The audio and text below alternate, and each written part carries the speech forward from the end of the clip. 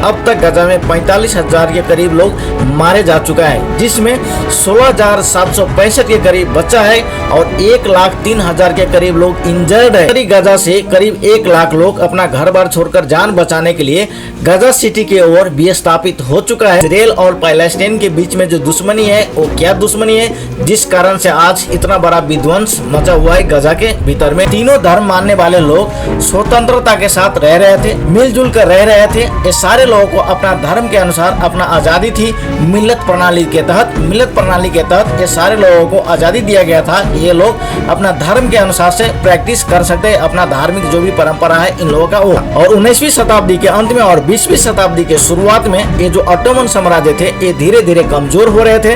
यहाँ पर जो रहने वाले अरब लोग थे अपना स्वतंत्रता का मांग कर रहे थे, वहीं पर जो यहूदी लोग थे इस पैलेस्टाइन को अपना होमलैंड बनाने का मांग कर रहे थे। और दुनिया भर से जिस तरह से यहूदी लोग पैलेस्टाइन के भीतर में आकर जमीन खरीद रहे थे, अपना बस्ती बसाना शुरू कर दिया था, इस चीज से वहाँ पर रहने वाले जो अरब लोग थे बिल्कुल खुश नहीं थे और इन लोगों के बीच में द्वंद्व और बढ़ना शुरू हो गया। दोस्तों, दुश्मनी का परिणाम कितना खतरनाक होता है, यदि इस चीज को आपको समझना है तो फिलहाल का सिचुएशन जो है गजा में आप इसे ले सकते हो।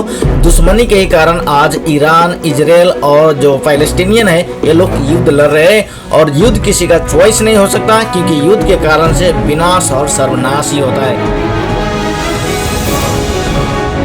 जिस जगह पर युद्ध होता है उस जगह को बर्बाद करने के लिए उसके सामने में जो भी कुछ आता है उसे तोड़कर, फोड़कर, चीरकर निकल जाता है, उसे मार दिया जाता है। इसी का एक रूप है गजा। गजा में आज हजारों निर्दोष लोग रोजाना मारे जा रहा है। According to health authority of Palestine और CNN के रिपोर्ट के मुताबिक अब तक गजा में 45,000 के करीब लोग मारे जा चुका है, जिसमें 16,765 के करीब बच्चा है और 1,03,000 के करीब लोग इंजर्ड है और 10,000 के करीब लोग आज भी बेपता है, जिसका कोई अता पता नहीं है। इतना ही नहीं, गजा के भीतर में आधा से ज्यादा जो घर है वो बर्बाद हो चुका है, डेमोलिश हो चुका है। इजराइल के साइड से जो बम बरसाया जाता है उस बम के कारण से। इसके अलावा 80% कमर्शियल बिल्डिंग, 87% स्कूल के बिल्डिंग, 68% रोड नेटवर्क और 68% जो कृषि योग्य जमीन थे, इस सारा के सारा बर्बाद हो चुका है इसी युद्ध के कारण से। अब तक गजा के भीतर में हालत इतना ज्यादा खराब हो चुका है गजा के भीतर में कि 36 हॉस्पिटल में से 17 हॉस्पिटल भी अब तक बर्बाद हो चुका है। 7 अक्टूबर 2023 में जो इजराइल में घटना घटा था, उसके बाद इजराइल ने जब युद्ध का ऐलान किया था, उस वक्त जो बम बरसा रहे थे इजराइल गजा के भीतर में, उस बमबारी के कारण से क्या हो रहा था कि गजा के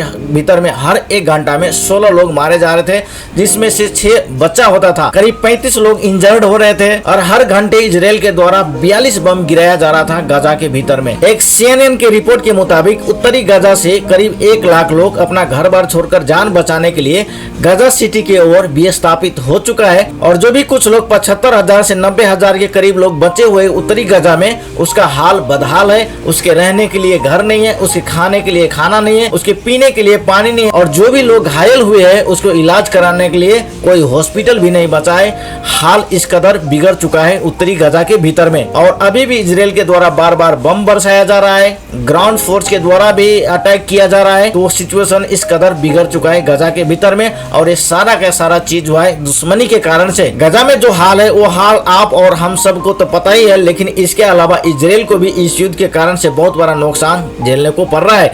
इजराइल के भीतर में सामान महंगा हो रहा है, इजराइल के लोग अपने आप को सुरक्षित महसूस नहीं कर पा रहे हैं, क्योंकि बार बार लेबनान के साइड से और गजा के साइड से भी और ईरान के साइड से भी इजराइल के ऊपर में भी बम बरसाया जा रहा है। इजराइल का जो बजट है वो डे बाय डे घाटा में जा रहा है, क्योंकि युद्ध के कारण से इजराइल का जितना भी रिसोर्सेज है वो सारा रिसोर्सेज युद्ध में ही यूज किया जा रहा है। आज आपको इस वीडियो के माध्यम से समझने को मिलेगा कि इजराइल और पैलेस्टाइन के बीच में जो दुश्मनी है वो क्या दुश्मनी है, जिस कारण से आज इतना बड़ा विध्वंस मचा हुआ है गजा के भीतर में। तो चलिए वीडियो में हम आगे बढ़ते हैं। इन लोगों का जो बरसों का दुश्मनी है, ये 2 कारणों से दुश्मनी है, एक है ऐतिहासिक और दूसरा है धार्मिक।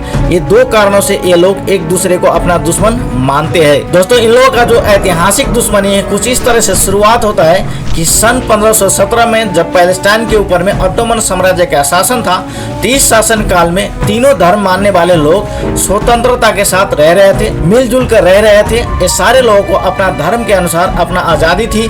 मिल्लत प्रणाली के तहत ये सारे लोगों को आजादी दिया गया था। ये लोग अपना धर्म के अनुसार से प्रैक्टिस कर सकते हैं, अपना धार्मिक जो भी परंपरा है इन लोगों का वो। यहाँ तक ये सारे लोग मिलजुल कर रह रहे थे। यहाँ तक कोई दिक्कत नहीं था इन लोगों के बीच में, कोई आपसी मतभेद नहीं था इन लोगों के बीच में। और जो यहूदी धर्म मानने वाले लोग हैं, इन लोगों को छोटी उपस्थिति थी ऑटोमन साम्राज्य काल में, लेकिन निरंतर उपस्थिति थी।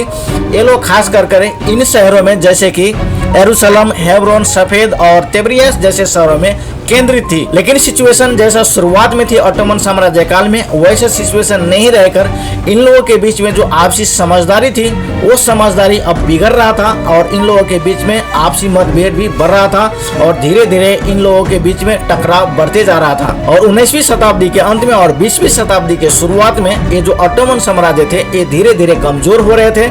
यहाँ पर जो रहने वाले अरब लोग थे अपना स्वतंत्रता का मांग कर रहे थे, वहीं पर जो यहूदी लोग थे इस पैलेस्टाइन को अपना होमलैंड बनाने का मांग कर रहे थे। सिचुएशन धीरे धीरे बहुत ज्यादा बिगड़ रहा था और प्रथम विश्व युद्ध के दौरान ऑटोमन साम्राज्य का अंत होता है और सन 1917 में आकर यहाँ पर पैलेस्टाइन के ऊपर ब्रिटिश का कब्जा हो जाता है और ब्रिटिश एक वॉलफेयर डिक्लेरेशन जारी करता है। इस डिक्लेरेशन के तहत दुनिया भर में जो यहूदी लोग रहते थे उन लोगों से एक प्रॉमिस किया जाता है कि आपको पैलेस्टाइन के भीतर अपना होमलैंड दिया जाएगा। इसी पर क्या होता है कि यूरोप के सारे देश में और रूस में खास करके जो यहूदी लोग रहते थे, इन लोगों के ऊपर में धार्मिक अत्याचार होना शुरू होता है। और जिस तरह से वॉलफेयर डिक्लेरेशन जारी किया था, तो इसी कारण से क्या होता है कि यहूदी लोग जो बाहर रह रहे थे और उनके ऊपर में जो अत्याचार हो रहा था, इसके कारण से ये लोग पलायन होकर पैलेस्टाइन के भीतर में आना शुरू किया और अपना जमीन खरीदना शुरू किया और यहाँ पर आकर एक कृषि बस्ती बसाई। और दुनिया भर से जिस तरह से यहूदी लोग पैलेस्टाइन के भीतर में आकर जमीन खरीद रहे थे, अपना बस्ती बसाना शुरू कर दिया था, इस चीज से वहाँ पर रहने वाले जो अरब लोग थे बिल्कुल खुश नहीं थे और इन लोगों के बीच में द्वंद्व और बढ़ना शुरू हो गया। जब सिचुएशन पैलेस्टाइन के भीतर आउट ऑफ कंट्रोल हो जाता है और देखा जाता है कि इन लोगों के भीतर में आपसी समझदारी नहीं हो सकता है, तब जाके यूएन के द्वारा एक डिसीजन लिया जाता है और पैलेस्टाइन को 2 स्टेट में बांट दिया जाता है, जिसमें एक स्टेट यहूदियों के लिए बनाया जाता है और दूसरा अरब लोगों के लिए बनाया जाता है। यूएन का इस डिसीजन को भी वहाँ पर रहने वाले जो अरब लोग थे वो स्वीकार नहीं करता है, लेकिन जो यहूदी लोग थे इस डिसीजन को स्वीकार करता है और 14 मई 1948 में आकर इजराइल अपने आप को एक स्वतंत्र राष्ट्र के रूप में घोषणा कर देता है। यहीं से ये दुश्मनी ऐतिहासिक रूप से शुरुआत होता है, जिस दुश्मनी का आज भी कोई अंत नहीं है। दूसरा दुश्मनी है इन लोगों का धार्मिक कारणों से भी ये लोग एक दूसरे को अपना दुश्मन मान बैठे हैं और अब तक ये लोग एक दूसरे को मरने मारने पर तुले हुए हैं। यरूशलेम इंटरनेशनल सिटी के ऊपर में तीनों धर्म मानने वाले लोगों का अपना अपना दावा है। यहूदी का अपना दावा है। यहूदी के लिए यहाँ पर जो टेम्पल माउंट है वो सबसे पवित्र स्थल है। यहीं पर जो इस्लाम धर्म मानने वाले लोग हैं, इन लोगों के लिए यहाँ पर जो अल-अक्सा मस्जिद है, ये मस्जिद मक्का मदीना के बाद में सबसे तीसरा पवित्र स्थल है। और बार बार हमास के द्वारा इजराइल के ऊपर एक आरोप लगाया जाता है कि इजराइल अल-अक्सा मस्जिद का जो पवित्रता है उसको खंडित करना चाहता है। इस तरह से आरोप लगाया जाता है हमास के साइड से और इसके लिए भी वहाँ पर जो पैलेस्टाइन के भीतर में जो लोग रहते हैं उसको उकसाते रहते हैं हमास वाले लोग युद्ध करने के लिए, इजराइल के साथ लड़ने के लिए। तो ये 2 कारण हैं जिन कारणों से ये लोग एक दूसरे को अपना दुश्मन मानते हैं और एक दूसरे को बर्बाद करने पर तुले हुए हैं। सिचुएशन ऐसा आ चुका है कि कतार एक मध्यस्थता का भूमिका निभा रहे थे, अब वो भी इसे किनारा कर चुका है। तो आशा करता हूँ इस वीडियो से आप लोगों को क्लियर हो गया होगा कि इन लोगों का आपसी दुश्मनी क्या है और किन कारणों से ये लोग बार बार युद्ध लड़ते रहते हैं। आशा करता हूँ वीडियो पसंद आया होगा। अगर वीडियो पसंद आया है तो कमेंट में जरूर बताना अपना राय और वीडियो को लाइक कर देना। चैनल पर यदि आप नए हो तो चैनल को प्लीज सब्सक्राइब कर देना। फिर मिलते हैं हम किसी और दूसरा वीडियो में, तब तक के लिए नमस्कार, धन्यवाद।